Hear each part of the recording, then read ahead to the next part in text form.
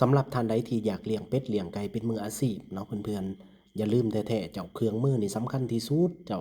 เป็นหยังจังว่าจังซั่นมันเพิ่มผลผลิตเจ้ายกตัวอย่างคือตู้ฟักไข่นี่เจ้ามันก็ช่วยให้แม่ไก่นี่บ่ฟักเองคันแม่ไก่บ่ฟักเองมันก็มีเวลาผสมพันธุ์แล้วก็ไข่ต่อเจ้าเนาะเมื่อเฮาได้ไก่ออกจากตู้ฟักไข่หรือเป็ดออกจากตู้ฟักไข่แล้วสิ่งที่สำคัญที่ขาดบ่ได้แท้ๆก็คือตู้อนุบาลมื้อนี้อลิฟาร์มก็ส่งตู้อนุบาลไปทางเผือกไต้ ทางเอื้อยเพิ่นก็ประสบปัญหาหลายเนาะซื้อตู้ฟักไข่นำอาลีฟาร์มฟักไปได้หลายได้ไก่จำนวนบักหลายๆเลยเจ้าแต่บ่สามารถอนุบาลได้เนาะแน่นอนว่าการอนุบาลครั้งที่1ที่2บ่อนที่เฮาอนุบาลนี่มันได้เนาะเจ้าเนาะแต่หลังจากนั้นต่อมาแล้วก็เริ่มติดเชื้อตะพึดตะพือตายเนาะไก่เป็ดที่ออกมาก็แข็งแรงดีแต่เฮาบ่สามารถอนุบาลมันได้ให้มันแข็งแรง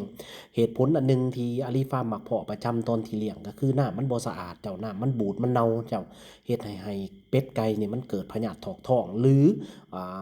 กินข้าวบ่แซ่บนั่นแหละเนาะว่าซันซะเนาะเอิกจะแหลมฉะนั้นเมื่อเวลาอยู่ไปดนๆเจ้าเนาะมันก็ตายไปเทื่อละเล็กเทื่อละน้อยต่อมาก็เว้าถึงเรื่องการหย่อนดอกไฟรักษาอุณหภูมิแน่นอนว่าการหย่อนดอกไฟรักษาอุณหภูมิให้เป็ดให้ไก่เฮาบ่สามารถไปคำนวณได้ว่าอุณหภูมิมันทำใดเนาะมันจังตัดมันจังอันนั้นร้อนถ้าหากมันบ่มีเครื่องควบคุม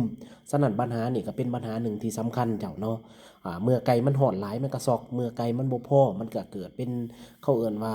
อาหารมันก็บ่อยากเจ้าเนาะเพราะความมันเย็นหลายว่าซั่นซะมันบ่ต้องการ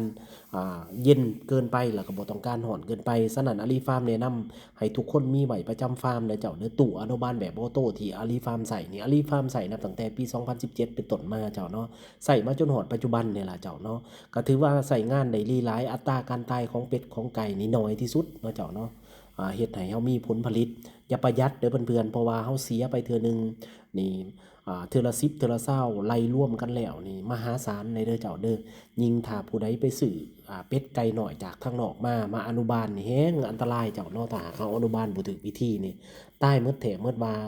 2-3มื้อก่อนอาลีฟาร์มก็ได้ล่มกับลูกค้าท่านหนึ่งเพิ่นโทรเข้ามาล่มนำเพิ่นซื้อเป็ดซื้อไก่มาเบิดเงิน20กว่าล้านเจ้าเนาะยังเหลือเป็ดไก่บ่ฮอด10 20โตวมันตายไปหมดเลยเจ้าเนาะฉะนั้นหัวใจสำคัญเด้อเพื่อนๆเด้อ ฟักได้หลายส่ำใดบ่สำคัญเท่าการอนุบาลได้เนาะฝากไว้ทุกๆคนที่อยากเลี้ยงเป็ดเลี้ยงไก่เจ้า